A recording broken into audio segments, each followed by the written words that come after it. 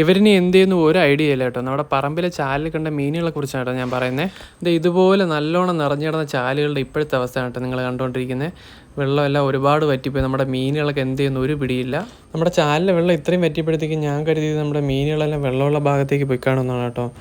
ഞാൻ ഒത്തിരി നേരം ചാലിലെല്ലാം നോക്കിയായിരുന്നു കേട്ടോ. എന്നിട്ട് നമ്മുടെ മീനുകളെ ഒന്നും കണ്ടില്ല. അത് കഴിഞ്ഞ് നമ്മുടെ പറമ്പിലെ വെള്ളരിക്ക് വെള്ളമൊക്കെ കോരിയിട്ട് തിരിച്ചു വന്നപ്പോഴത്തേക്കും ദേ കിടക്കുന്ന നമ്മുടെ വരാലുകുട്ടൻ. നമ്മുടെ ചാലിൻ്റെ രണ്ട് സൈഡിൽ അത്യാവശ്യം നന്നായിട്ട് പായലും പുല്ലൊക്കെ നിറഞ്ഞു നിൽപ്പുണ്ട് കേട്ടോ. അതുകൊണ്ട് തന്നെ എനിക്കൊന്ന് വെള്ളം വറ്റിയപ്പോഴത്തേക്ക് ഇവർ രണ്ടുപേരും ആ സൈഡിലേക്ക് കയറി ഒതുങ്ങി നിന്നതായിരിക്കും.